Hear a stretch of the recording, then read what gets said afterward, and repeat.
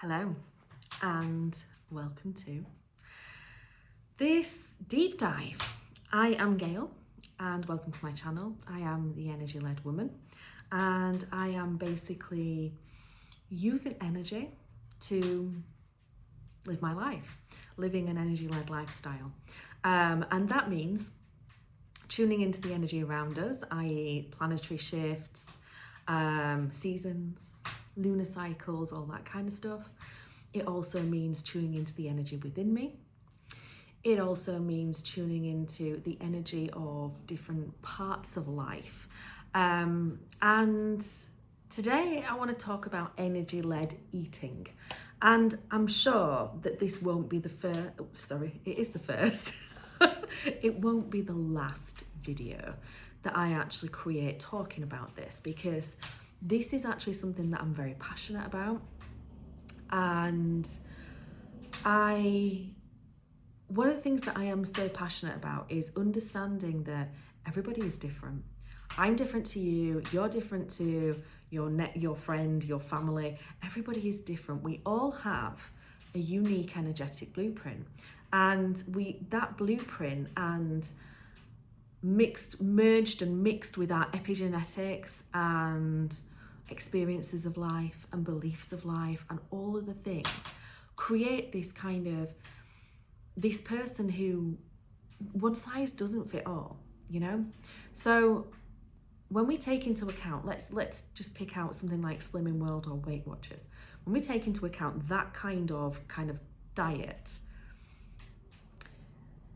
how that works for one person won't necessarily be the same way that it works for someone else, okay? For lots of reasons, so many reasons. And, you know, the one thing that comes to mind for me all the time is our genes. Some of us have genes switched on, some of us have genes that aren't switched on, some of us have genes that don't work, all the kind of things. And there are genes related to so much in your life. And even some of us, we have a gene that tells us whether or not we can process coffee effectively, for example. What if I've got that gene and you haven't, and I'm telling you to drink 3 espressos a day because it makes you feel amazing? That's not going to make you feel amazing, but it makes me feel amazing, okay? So the first thing I want to really kind of bring towards this idea of energy-led eating is that you are unique.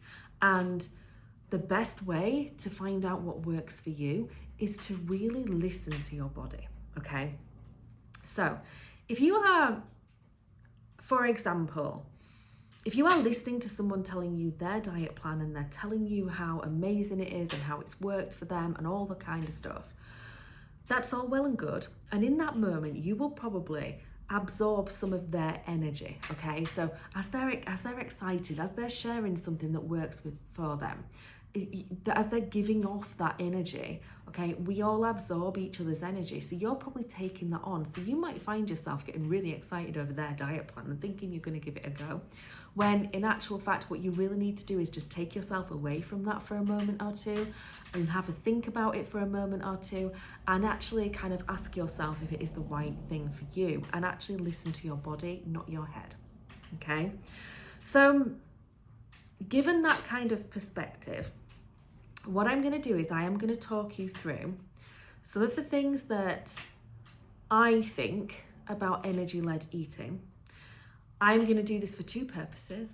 My first purpose really is so that I can speak about this, because if you follow me, you will know that I am a self-projected projector by human design. What that means is I need to speak, I need to talk about things, I need to just hear myself talking through things to understand my own truth in life, okay? So when I'm saying listen to your body, one of the things that happens for me is as I speak, I know if that is right for me or not, okay? So it helps me to work my way through things. But secondly, as I'm talking and as you're listening to this video and as I'm reaching into different topics, you will feel something, okay? You will feel that maybe, oh my God, yes, that is so right.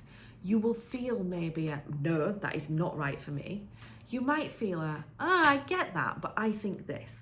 And so what me talking will do is, this is not me telling you the way it has to be.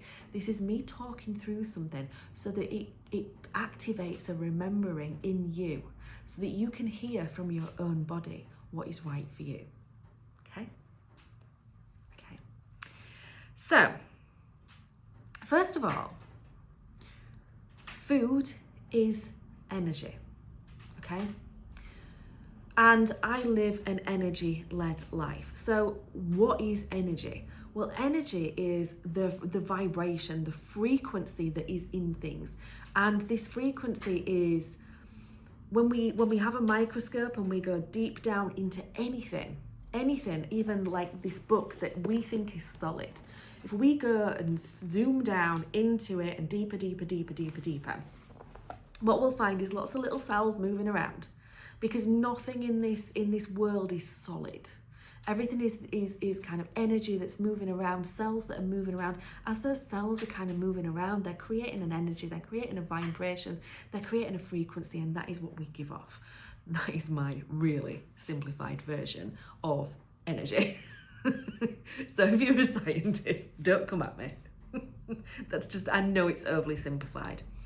So when you have a banana, and you go and zoom in on that and you work, that also has cells buzzing around and vibrating and stuff. So there's that. Okay. I call that life force energy. Okay, that's life force. It's energy that you can put in, and it kind of, you absorb it and you take it on and it becomes part of you. Okay, so that's life force energy. Now, food is energy, okay? Whatever we put into our body has a life force in it, okay?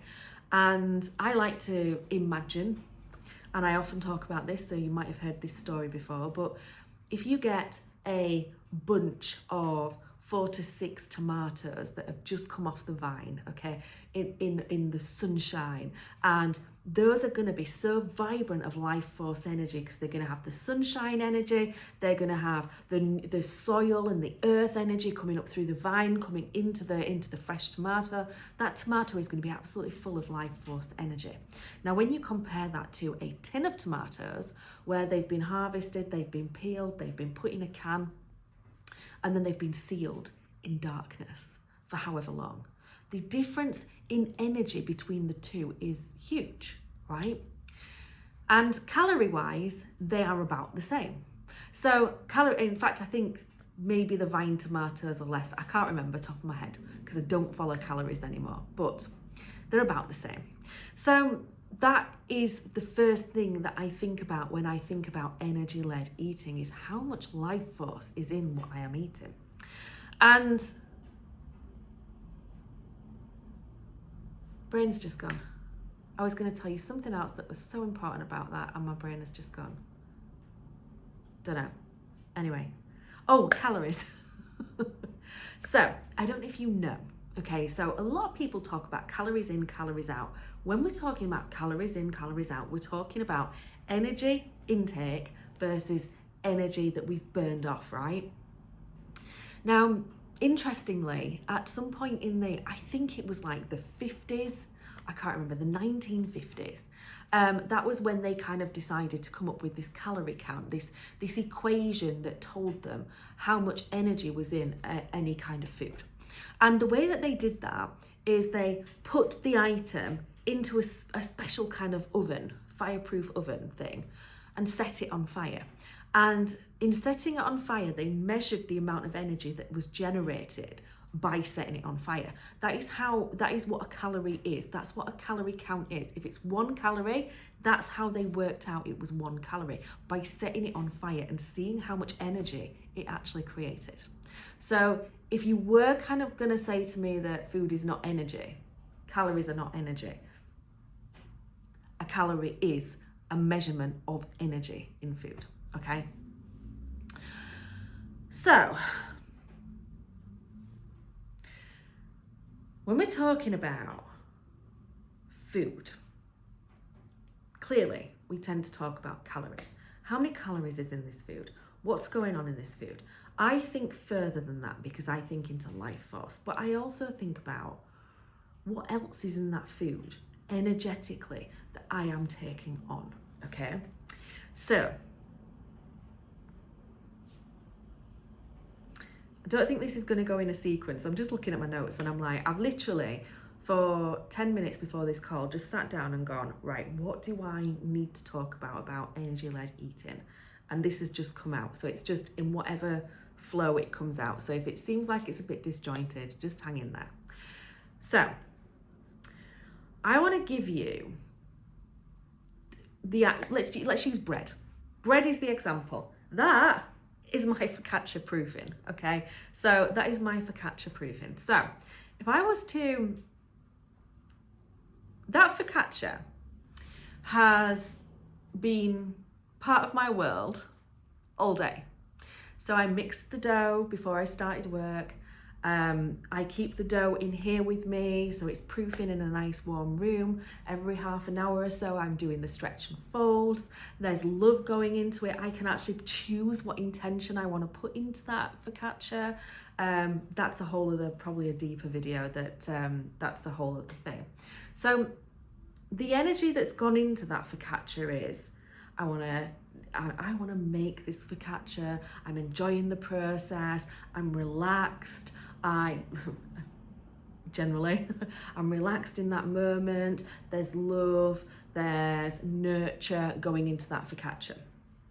Compare that to a focaccia that somebody's just pouring a massive bag of flour into some great big vat and then mixing it with water and then putting yeast in it or whatever, and basically it's industrialized. It's being produced through an industrial process, and that focaccia comes out of the other end through that industrial process. The difference in energy in the industrial focaccia compared to the homemade focaccia, do you see what I'm saying? The energy, the immersion, the intention that's been put into the two is very, very different. And this isn't saying the industrial focaccia is wrong. That's not what this is about. This is saying that is different to the industrial focaccia. It's up to you which one you want to buy and eat and consume and absorb. But me personally, and I will say bread making is only a new thing in my world. This isn't going to be perfect by no means. So bread making is only new. I'm only about a month into actually making bread.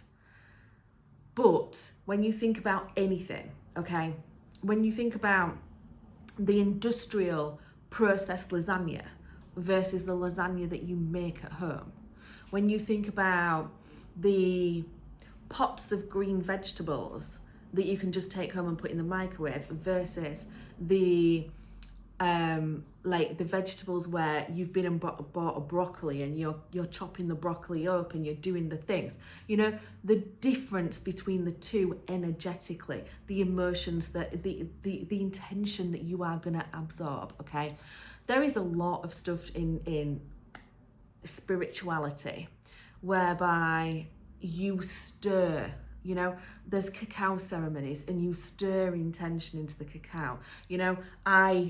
There are tea ceremonies where you breathe intention into the tea so that you can drink it in. There's so many things around that you know, that is happening in everyday life, in every meal that you prepare or every meal that you buy off the shelf. That is happening, okay? So I live an energetically led life. I am led by the seasons. I am going through my kind of winter season at the moment, as is anyone who is in the Northern Hemisphere. We are in midwinter. I know people are starting to think it's February. We're starting to move into spring. We're not. We're in midwinter. And the foods that are around that are seasonal support us through those seasons, okay? So your root vegetables, okay, which are around at this time of the year, well, autumn into kind of around this time of year, your root vegetables, they are from the ground, okay? They are absorbing all the nutrients that are in our soils at the moment. And so if we are eating as fresh as we possibly can, we are taking on the nutrients that the actual earth wants to provide to us in this season, okay? If you move in towards summer, you will find that foods become more hydrating. So shall we say cucumber, melon, there's more hydration, there's more water in it, your salads, yeah? And there are even like some of the foods that are around that time even naturally improve or increase our skin's tolerance to the sun, our SPF. It's like taking on an SPF even though it's kind of like a food. So seasonally and eating seasonally is actually really important because it's giving you what you need right now. So root vegetables right now, it's grounding, it's earthy, it's holding you inwards, it's giving you that kind of that comfort, you know, that we all need at this time. But it's actually also the foods that we move into towards the back end of autumn into winter. Actually, a lot of them help with colds and flus and they help to boost your immune system and things like that. So there's real importance with trying to eat seasonally. Okay, so I have just written unprocessed, but I think I've kind of gone through processed food. Processed foods, I'm thinking of them as an industrial food, something that's created without love, without attention, and it's mass produced, and it is more about making money than giving you great nutrition, right? So that's what I think about when I think about processed foods. But there is another element of processed foods. There's the stuff that's got the kind of the chemicals, the seed oils, the extra sugars, you know, there's all this stuff in processed food that you don't get when you eat clean and homemade and all that kind of stuff. And the body is proven to store chemicals and toxins and things and emotions that it doesn't know what to do with. So where I'm coming from with that is there are a range of chemicals called the forever chemicals, and they are often found in things like toiletries and cosmetics and things like that. And these particular chemicals, we're finding that they are being held in the body. You know, more and more these chemicals, plastics, things like that, everything's a beginning to being held in the body. And especially environmental chemicals, the PFAS and the forever chemicals, they're held in fat cells. They accumulate in your fat cells, okay? So when I talk about processed and unprocessed, it's not that I'm just specifically saying about whether it's homemade or whether it's mass produced. It's about the stuff that they put in the mass-produced stuff to keep it stable, okay? So I've written here, ultra-processed foods are designed for shelf stability, not body stability, not them being stable in the body. I'm just going to read through this page since I'm on it. Industrial seed oils, they're additives and emulsifiers that go into processed foods, and they disrupt the gut lining and they disrupt insulin signals. Environmental chemicals, PFAS and forever chemicals, they accumulate in fat cells. And this remembrance that fat isn't just storage for energy. You know, we have this idea that, you know, fat is literally just excess energy that's being stored. It's actually a protective tissue as well. So is there something in your body that your body feels it needs to protect? Maybe the liver, maybe the kidneys, maybe, who knows? Yeah, because your body is very, very intelligent. So is your body storing fat in that certain place for a purpose? Who knows? So I've written here herbs, high frequency food. So when I talk about frequency, I'm talking about how quickly the cells are buzzing around the body. That in effect creates a frequency that you give off, and that in effect actually creates the life around you as much as anything else. So you want kind of buzzy energy, you want happy energy. As you move up the emotional guidance scale, you increase the frequency counts increase, as does the mood. So the lower level moods are linked to low frequency, the higher level moods are linked to high frequency. So if you can eat more and more high frequency, vibrant foods, herbs being one of them, fresh herbs, you know, fresh herbs are amazing. They make your food taste different. They give your food more vibrancy. They are just, if you can get hold of fresh herbs, please, please, please do. Okay, so what else have I got here? So there is something coming through to me quite strongly over the last few months, which is about heavy and light. And I wrote something one day, and if you follow my diaries, I think I've spoken about this in my diaries, and I wrote something like, how can you... So this world is on a frequency, right? This world it has a specific collective frequency. We may have ups and downs as we travel like across the world as such, but you know, generally the world gives off a frequency, and that frequency is currently sat in kind of 3D, moving through towards 4D and the fifth dimension. However, we're kind of held here in this 3D, 4D kind of energy, and we want to transcend and we want to get to 5D, and it's a different sort of energy, and the world is trying to move up to 5D. Us as humans are keeping it heavy. We're keeping it down in the 3 and 4D.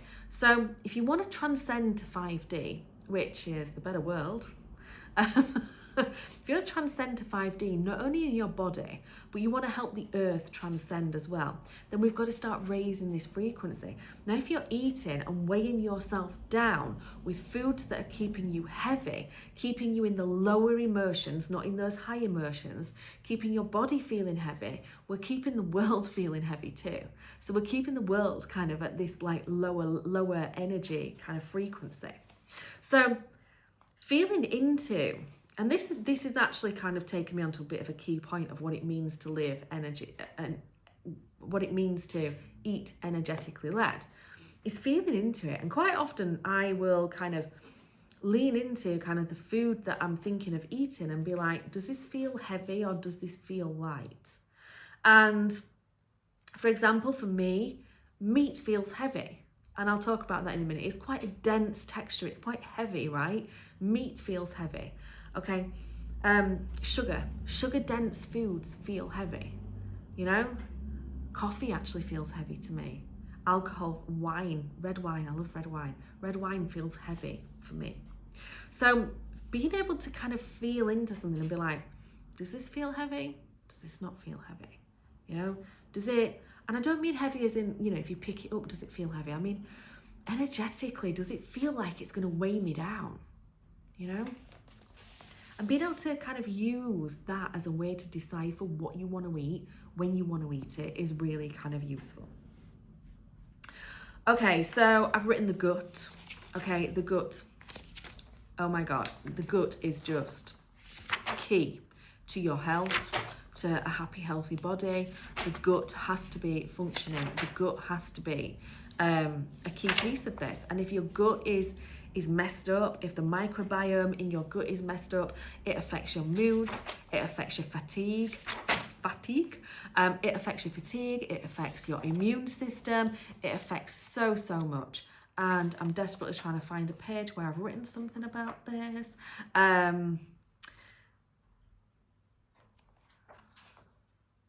Oh, there was something here. I know it was, I only saw it a minute ago. This is why I wish I had the patience to just rewrite stuff again. But yes, anyway, so the gut, we know the gut is important. We know the gut is really important. So what are we doing to take care of the gut? You know, I'm really annoyed. Where's this? I don't want to waste my time on this video, just kind of like being, I've got to search through my book.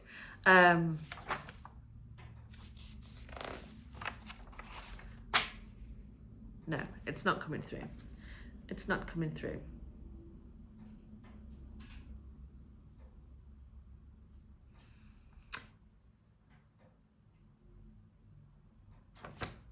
Park that. Park that. Sorry, guys. So, nightshades. Nightshades are a range of foods that some people have heard of, some people haven't. They include tomatoes, peppers, aubergine, potatoes, white potatoes anyway. And nightshades are things that bloom, grow in the shade or in the evening time. And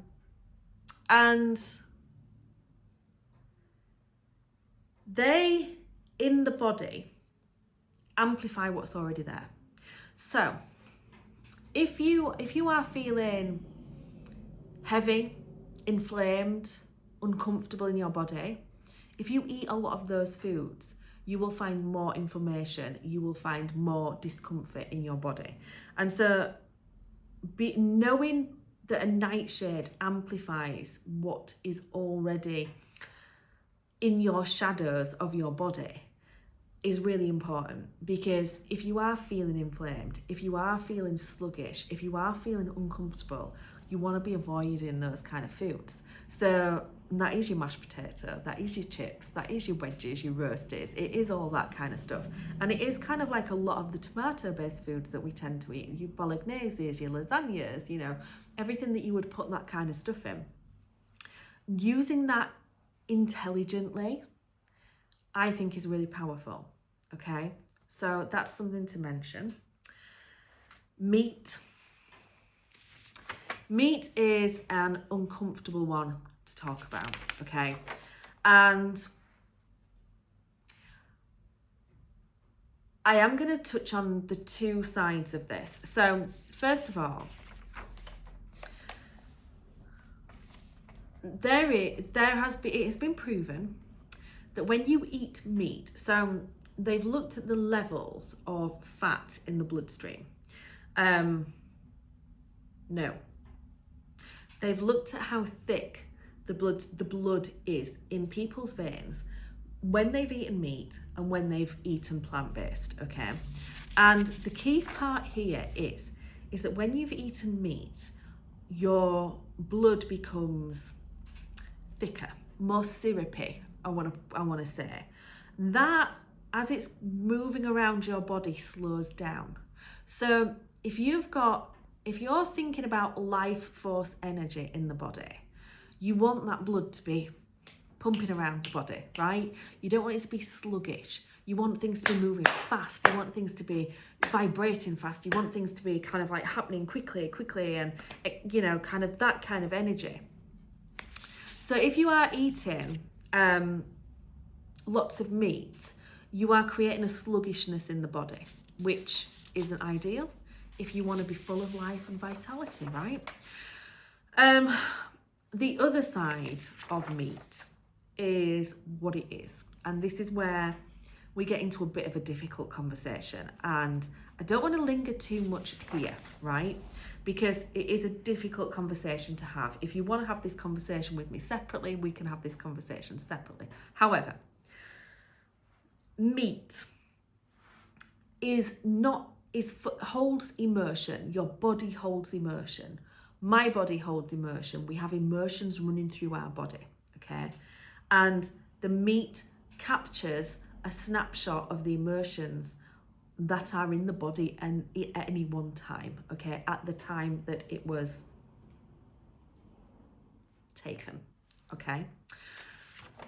When you think about the emotions that might be running through meat at that point, then that is a little bit worrying if you are taking in that emotion, okay? Because this is where we go back to almost talking about my focaccia, because we are taking on that emotion, we are taking on that energy. Emotion is energy. We are taking on that energy when we eat meat, okay? That's not our energy. It's an energy of a moment in time potentially we are at least taking on high levels of cortisol and stress hormone from that meat. And the question is, intelligently and from an empowered perspective, whether or not you want to do that, you know, whether or not you want to take that on. You also have to bear in mind what that animal has been fed. Has it been kept in a dark barn, or has it been out in the fields? You know, we don't always know this kind of information, but that's why I think it's really important to be discerning when it comes to meat. Okay, so not only is it heavy, does it feel heavy because it's a dense texture? For me, it feels heavy because it's full of emotion. It's full of energy. Okay, so when it comes to a happy, healthy body, when it comes to calories in, calories out, when it comes to energy in, energy out, we even when we are talking calories in, calories out, we are talking about the energy within the food. So we eat the food and then it creates an energy in our body. The energy that we're taking on is not just the energy that burns off. It's the energy that is infused into the item as well. The energy that is an emotion. It's so hard to kind of get this across. If you are absorbing a focaccia, obviously got it on my mind, a focaccia that is freshly baked by hand by someone who's enjoying doing it, who's in that zone of nurture, of love, of whatever, and they're using, I don't know, fresh ingredients, fresh herbs. They're putting fresh rosemary through this, and you know, they're spending time and they're baking it. The energy within that is not just the calories, it's everything else. Okay, the life force in the herbs, it's everything, you know, compared to the industrial one, which is literally carrying the energy of the calories, if you want to put it that way. There's nothing else going into that, really. There's nothing else. If there is anything else going into that, it's kind of the intention behind that bread isn't to nourish you and to give you high vibrational foods. The intention behind that bread is commercial and industrial and mass produced. So if you really wanted to dig into the intention behind it, that it's not a good intention. It's not great energy to absorb. So how are we getting rid of this energy? So if we're talking energy in, energy out, calories in, calories out, I'm just kind of using that idea. If we're talking energy in, what energy am I putting into my body? And if it's not energy that I want to hold and store, how am I getting it out? And that is kind of my thought process at the moment. The way to get energy out of your body, dependent on your beliefs, your spiritual beliefs, blah, blah, blah. But okay, a great way to get energy out of your body is to get it moving, to get the lymphatic system moving. The lymphatic system gets hold of the toxin. Your body deciphers what's a toxin, what's not. It pushes it into your lymphatic system. Your lymphatic system gets rid of it. How do we get your lymphatic system pumping? Movement. Movement. So when you go in the gym and you run for 5K, you're not just burning off the energy, i.e. the calories, you're actually burning off anything that your body is treating as a toxin. So that could be the energy, should we say negative? I don't want to use negative or positive. The negative energy, the lower frequency energy that might be in that focaccia is also being moved on by the body through the lymphatic system. Okay? How else can we get rid of that energy? We can do energy cleanses. We can do releases. We can hum. We can dance. We can move. We can do, there's loads of other ways that you can clear energy from a spiritual kind of perspective. And if we are thinking about this a bit bigger than just calories in, calories out, then that is going to help us not only to just release calories in, calories out. So I have a belief, right? So we have this thing about you can't spot reduce, okay, in the gym, right? So you can run on the treadmill for 10K every night if you want, and you could see that your belly fat never moves because you can't spot reduce. And the body chooses where to release weight from, excess weight from first. The body is goddamn intelligent. It's picking those places for a reason, and it's holding on to it in that area for a reason, whether it be your bum, your arms, your belly, whatever. There is a reason that it's holding on to it in that place, okay? Now, if you mix cardio with intentional releasing of energy, emotions, stored energy, understanding why your body is storing that in that one place, then maybe you can spot reduce. But maybe we've never tried that and experimented with that in the general world because we're too fixated on, you know, the calories in, calories out thing. That's where I'm going, guys. That's where this journey is kind of evolving and it's going to take me. So I've come to the end of my list. I've just found the gut bit. Health begins in the gut. Is your body protecting its health? Oh, that's not it. That's just some of the notes. I'll come to them on Friday with Friday's diary. Anyway, so that's all I just wanted to offload. I need to go put my focaccia into the oven and sort that out. But yeah, I hope somewhere along that kind of chat that you've got your own remembrance and that you're kind of realizing that maybe as I was talking, you were like, oh yeah,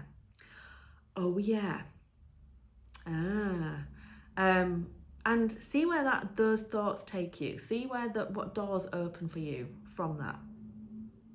Let me know. I will see you maybe later. If not, on Friday. See you later.